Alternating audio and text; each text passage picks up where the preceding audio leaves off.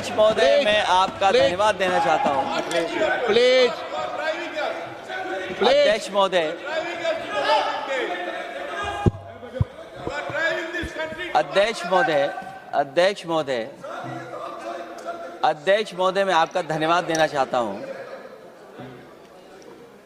आज मुझे एक बहुत महत्वपूर्ण समय पे मुझे बोलने का मौका मिल रहा है। अध्यक्ष महोदय, मैं अभी भारतीय जनता पार्टी के माननीय सदस्य को भी सुन रहा था, उनके वरिष्ठ सदस्यों को भी और माननीय मंत्री जी को मैंने सुना है और इस महत्वपूर्ण विषय पर उन्होंने अपनी बात रखी है। समाजवादी पार्टी महिला आरक्षण के पक्ष में है और समाजवादी पार्टी का इतिहास रहा है कि हम लोगों ने हमेशा महिलाओं को आगे बढ़ाने के लिए काम किया है। हमारे नेता जिनकी विचारधारा पे हम लोग आगे बढ़ रहे हैं, डॉक्टर राम मनोहर लोहिया, उन्होंने हमेशा जेंडर जस्टिस और सोशल जस्टिस की बात की है। हम समाजवादी लोग जेंडर जस्टिस और सोशल जस्टिस के पक्ष में हैं और महिलाओं का आरक्षण 33% हो उसके भी पक्ष में हम लोग बोल रहे हैं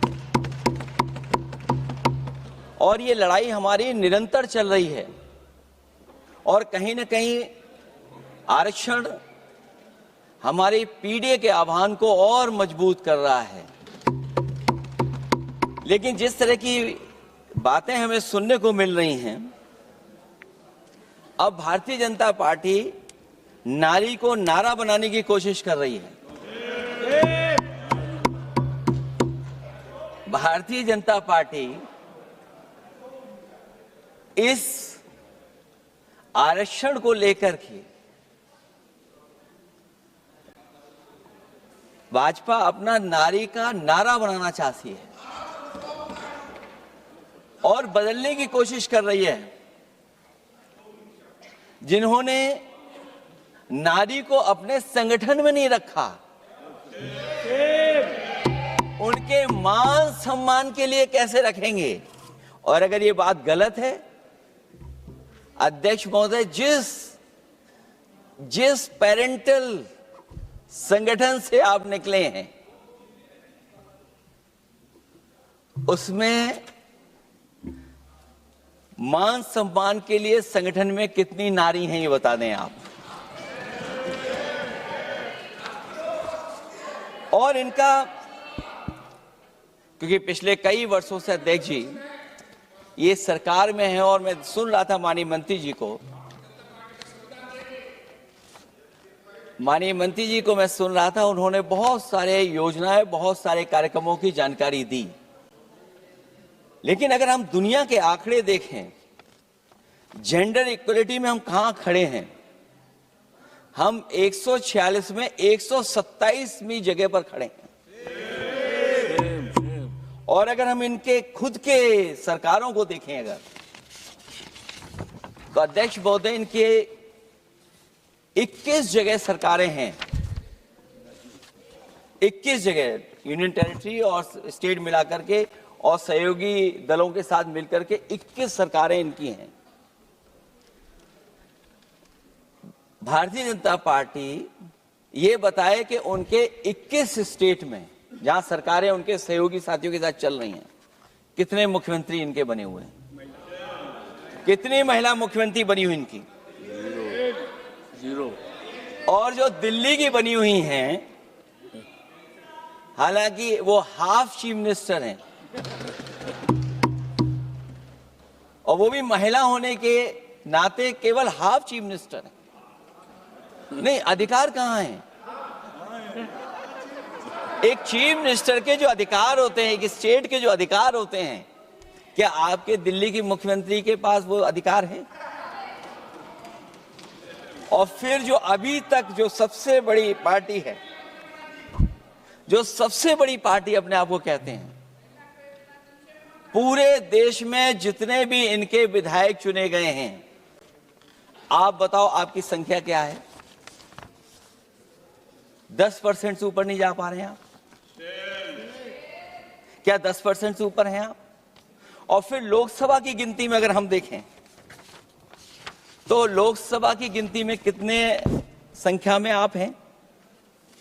इसलिए अध्यक्ष महोदय, जहां हम ये कहते हैं कि हम महिला आरक्षण के पक्ष में हैं, वहीं कुछ सवाल हमारे भी आपके लिए हैं। मैं उससे पहले याद दिलाना चाहता हूं कि कई बार लोग ये कहते हैं कि समाजवादी पार्टी विरोध करती है। अगर हम अपनी बात कहना चाहें तो डॉक्टर राममनोहर लोहिया, जिनकी विचारधारा पर हमारी समाजवादी पार्टी का आधार है,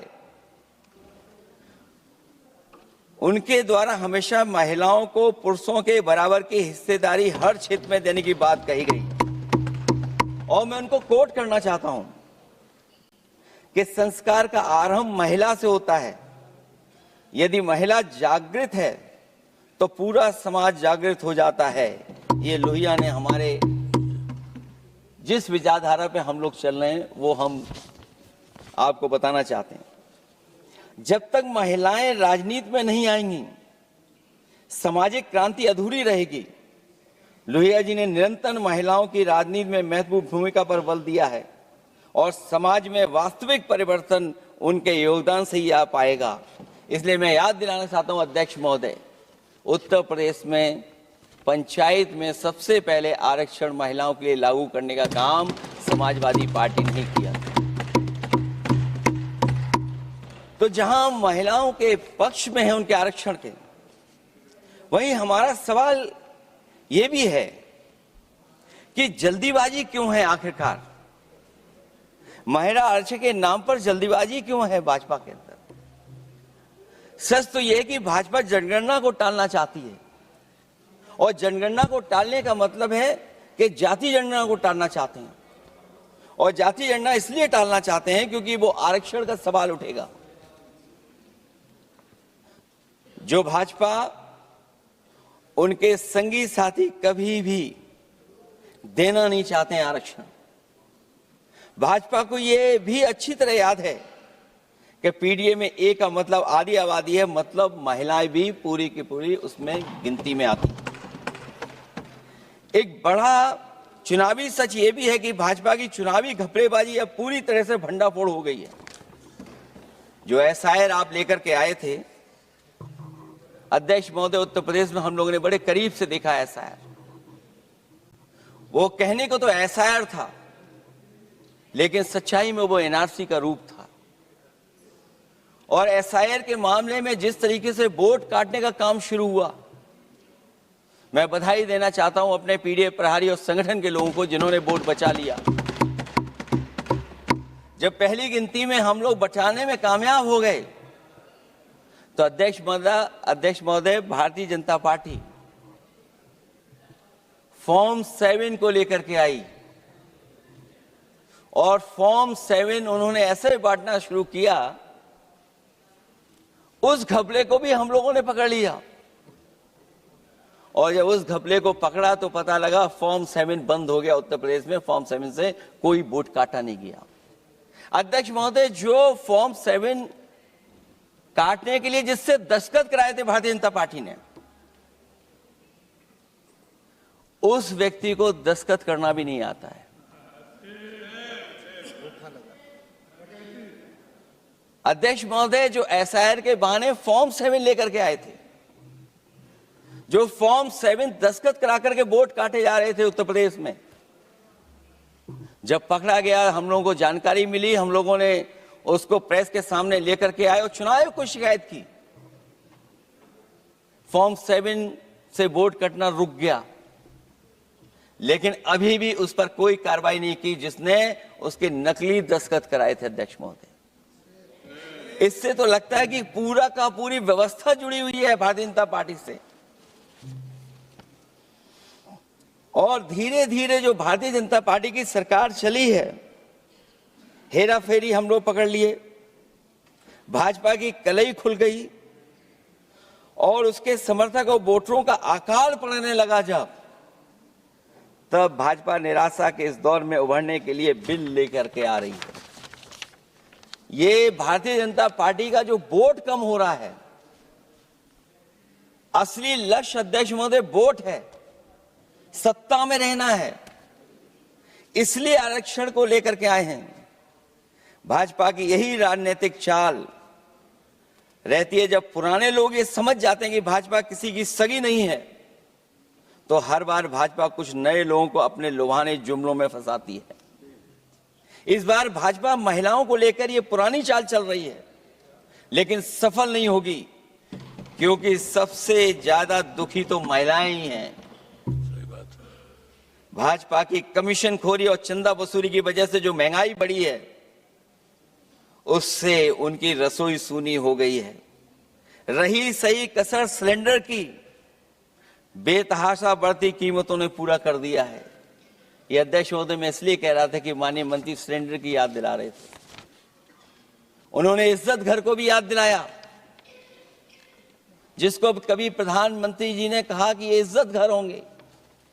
गांव गोद लिए गए, जाकर के सरकार देखे उन गांव को अनाथ अगर किसी ने छोड़ा है तो भारतीय जनता पार्टी ने छोड़ा है। हर महिला अपने बच्चों को पढ़ाना चाहती है, लेकिन भाजपा की शिक्षा विरोधी सोच तो सरकारी स्कूल तक बंद करवा दे रही है। महिलाओं का दर्द क्या होता है, ये मेरठ के दुकानदारों के परिवार की महिलाओं की आंखों में आए आंसू भी बयां कर रहे हैं, और नोएडा की मजदूर और मेड के गले बयान भी कर रहे हैं। क्योंकि जब हम बहस महिला आरक्षण पे कर रहे हैं, तो हमें याद रखना चाहिए कि हमारे बिल्कुल बगल में 40,000 से ज्यादा लोग सड़कों पे मजदूर, महिलाएं सड़कों पर हैं, जहां से प्रभु श्री राम जो कभी हम लोगों ने स्क्रीन पे देखा था, वो चुन करके आए थे। वहां पर महिलाएं धरने पर बैठी हैं, और अगर ये धरने पर इसलिए बैठी हैं क्योंकि उनको न्याय नहीं मिल रहा है, भारतीय जनता पार्टी की सरकार की वजह से उनके घर उजड़ रहे हैं, महिलाएं रो रो करके न्याय मांग रही हैं, तो मैं कहना चाहता हूं अध्यक्ष महोदय सरकार से कि अगर ये बिल इतना ही सही है तो इसे मेरठ नोएडा की पारिवारिक और कामगार महिलाओं के बीच बैठकर घोषित किया जाए कि उनके लिए इसमें क्या क्या होने जा रहा है। हम महिला आरक्षण के साथ हैं, पर उस भाजपाई चालबाजी के खिलाफ हैं जो एक साजिश के तहत की जा रही है। भाजपाई और उनके संगी साथी देश की सबसे बड़ी आबादी के वर्ग मतलब पिछड़े वर्ग की महिलाओं के बारे में चुप्पी साधे बैठे हैं।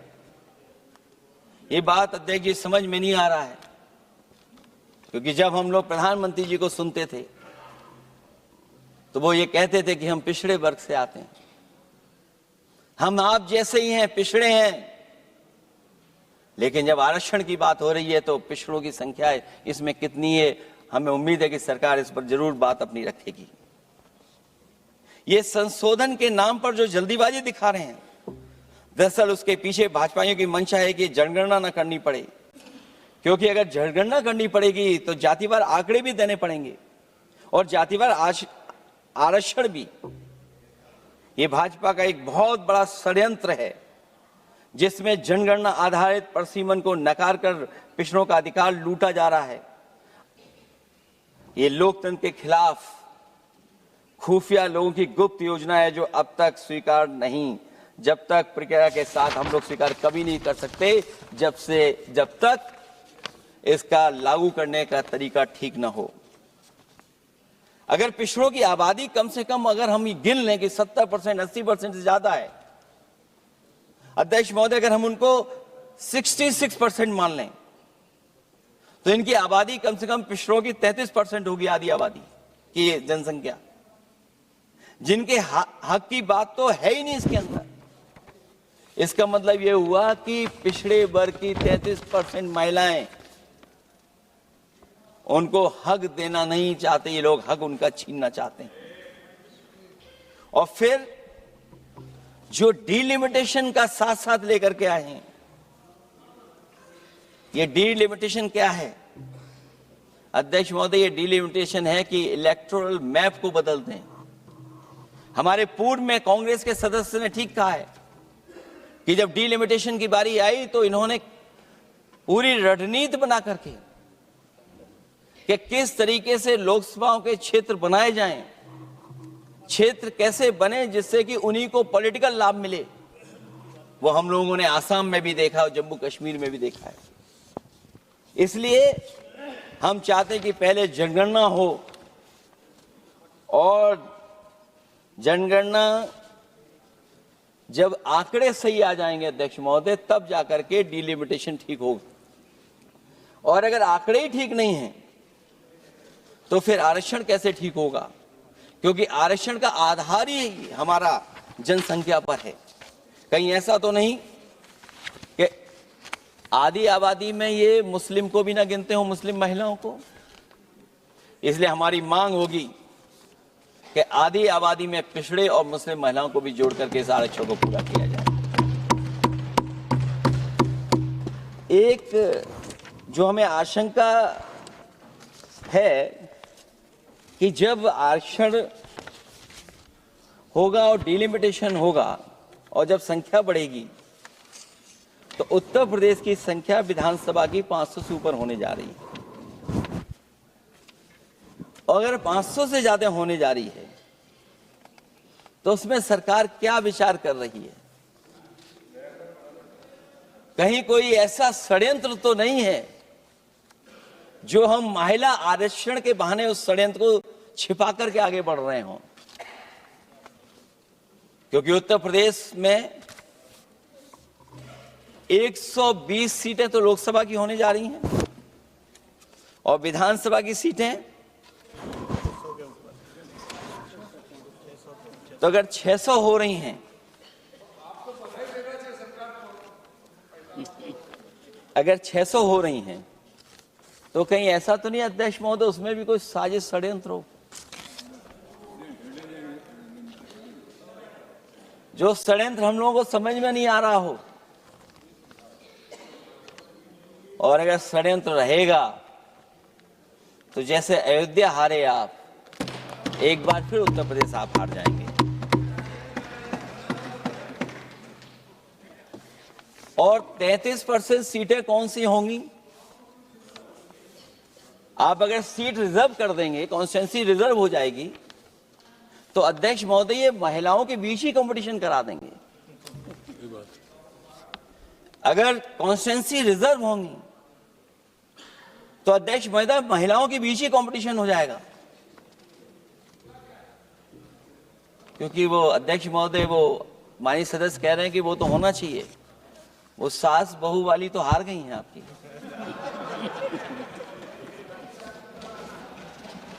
तो अगर पार्टी को ये मौका मिलेगा तो न केवल कंपटीशन से हम बच सकते हैं बल्कि संख्या महिलाओं की लड़ने की ज्यादा होगी। ये महिलाओं को ज्यादा नहीं लड़ने देना चाहते हैं चुनाव, इसलिए कॉन्स्टिट्यूंसीज को रिजर्व कर रहे हैं। अध्यक्ष महोदय हमारा पक्ष है, हमारी मांग है कि ये जो लागू हो आरक्षण वो पार्टी को मौका मिले, पार्टी लड़ाए उनको, पार्टी संख्या तय करे। इसके साथ साथ जो रोटेशन वाला है इशू, स्वाभाविक है कि जब हम एक क्षेत्र से लड़ते हैं अध्यक्ष महोदय तो एक भावनात्मक अटैचमेंट बनता है वोटरों के बीच में। और अगर ये रोटेशन का मामला होगा तो अध्यक्ष महोदय कोई भी अपने क्षेत्र में बहुत ज्यादा भावनात्मक लगाव नहीं रखेगा क्षेत्र की जनता से। तो अगला क्षेत्र की सोचने लगेगा कि अगला क्षेत्र हमारा क्या होगा। इसलिए हम इसके भी खिलाफ हैं अध्यक्ष महोदय कि रोटेशन नहीं हो। हम रोटेशन की प्रणाली के खिलाफ हैं, इसके पक्ष में हम लोग नहीं हो सकते।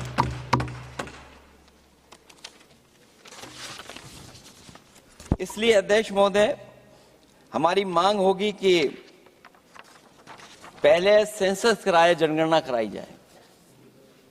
और अगर जनगणना नहीं कर रहे हैं तो इसका मतलब धोखा दे रहे हैं, क्योंकि पुराने बिल में जो हम लोगों ने बात देखी और रखी थी उस समय वो यही था कि जनगणना करा करके महिला आरक्षण बिल आएगा। लेकिन ये लोग 2011 का लेकर के आ रहे हैं, इसका मतलब इनकी पूरी तैयारी है कि कौन सा लोकसभा क्षेत्र कैसा होगा। इनके गुप्त लोगों ने वो कहीं ना कहीं नक्शा बना करके रखा होगा, जिसको आरक्षण पास होते ही, बिल पास होते ही लागू करने की कोशिश करेंगे। और जो और सुधार होने चाहिए महिलाओं के, जो सुधार होने चाहिए उन सुधारों पे इसमें बिल में कोई विशेष योजना या विशेष बात नहीं हो रही है। बिना उनके लिए लाभ पहुंचाए, सशक्तिकरण किए, शायद हम पूरा उनको हक नहीं दे पाएंगे। मैं अध्यक्ष महोदय आपसे यही निवेदन और अपील करूंगा कि पिछड़ों को, माइनॉरिटी को, खासकर मुस्लिम महिलाओं को आरक्षण दिया जाए। जो सेंसस से ये दूर भाग रहे हैं वो इसीलिए भाग रहे हैं क्योंकि जाति जनगणना की मांग उठेगी, और अगर जाति जनगणना की बात उठेगी तो आरक्षण की बात और उठेगी। हमें उम्मीद है कि हम लोगों की बात मान करके सरकार उस पर विचार जरूर करेगी। जब हम आरक्षण देना चाहते हैं तो बिना पिछड़ा, बिना मुसलमानों के शायद हमारा जो लक्ष्य है महिला आरक्षण का वो पूरा नहीं होगा। इन्हीं शब्दों के साथ आप सबका बहुत बहुत धन्यवाद।